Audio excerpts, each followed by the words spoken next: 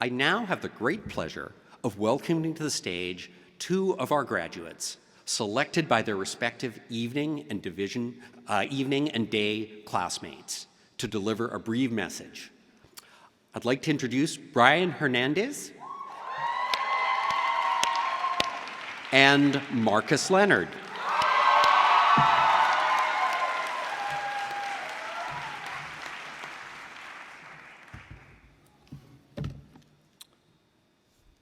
Dr. Jessel, Dean Colson, Dean Page, Judge Cote, Dean Ortega, professor, staff, and faculty, and classmates, and especially the evening division, thank you for giving me the opportunity to speak on behalf of a group of extraordinary people that started this journey back in the fall of 2018. 4 years of hard work and service.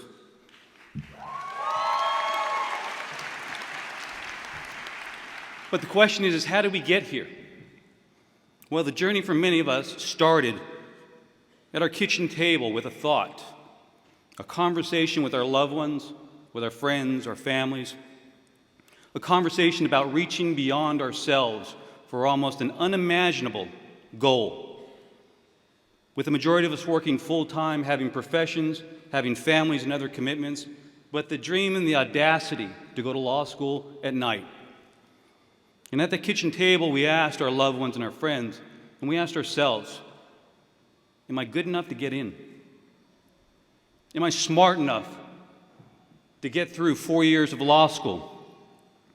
Will my boss give me the time to be able to go to class at night and to study? At home, how are we going to balance the load of kids and families and everything else on a 4-year journey? And can we afford it? These are the questions we asked ourselves, and there are perhaps 1,000 reasons why we should have said, no, I can't go to law school. But today, out here, sit those students that found the one reason to say yes. And behind each one of them were their families, their friends, who told them, go for it. We will be here for you. And so we took that leap of faith.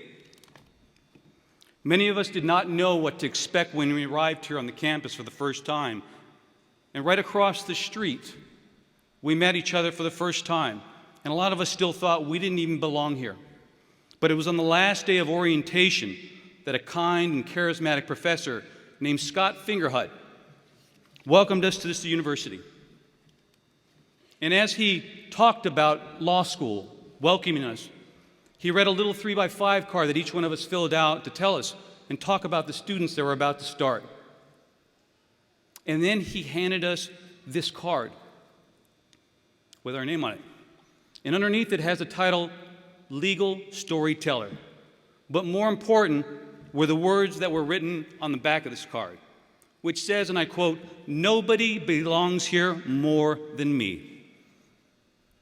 And we knew at that time that we did belong. And we knew that this was the right decision for all of us. I've kept that card in my wallet and looked at it many times over the past 4 years through the trials and tribulations, as did my classmates. And let me tell you about my classmates. The majority work 8 to 5 jobs. The majority rush through South Florida traffic during rush hour to get here 4 nights a week, so they were on time in class. They studied every single free minute they had during the day, listening to legal tapes as they were driving, cracking open their books during their lunch breaks, studying every night when they returned home from class at 11 o'clock at night, and spending every Saturday and every Sunday at that very kitchen table, reading for the week ahead, preparing their case briefs, and making sure they were ready so that they would be seated here today. My classmates consist of moms and dads, husbands and wives, fathers, sisters, brothers, business owners with small toddlers, paralegals, school teachers, former professional trainers, and even a police officer that would leave class at night, put on his body armor and his badge, and go on patrol while everybody else was asleep to make sure that we were safe.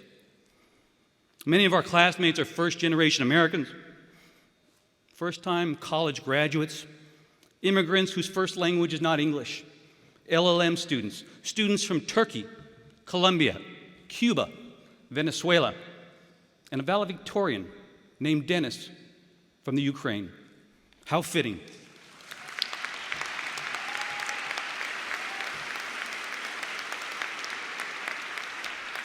They are the vibrant examples of this American dream. But even more impressive are those who endured incredible challenges while in law school, such as moms coming to class for 9 months pregnant, giving birth, taking a final exam, and sitting out here today graduating cum laude. That is impressive.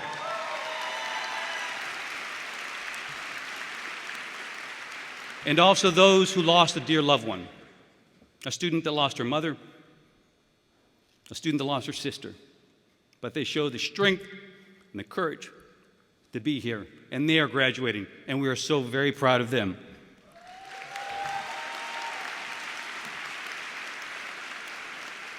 But none of this would be possible if FIU did not have an evening program. It would be a dream that we could not commit.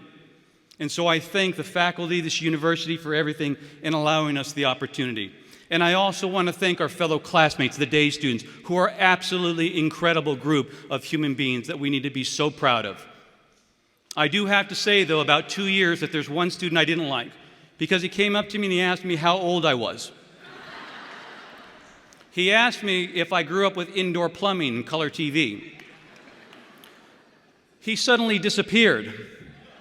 The good thing is, though, his disappearance boosted your OML and your curve and your GPA, so you can thank me later for it. But if you would allow this old soldier to give you a little bit of advice as you grow, take the bar, and head out. You are joining a profession with a reputation that you now will own, so make it a good one. Treat each other with dignity and respect, and demand the same of those you work with. Demand excellence in everything that you do. Take care of each other. Do not ever sacrifice your integrity or your honor for a quick win, because you'll never be able to get it back. Take care of your fellow FIU Law graduates. Bring them into your firms, into your businesses. Take care of this group, grow this network, care for this network, because this is your family.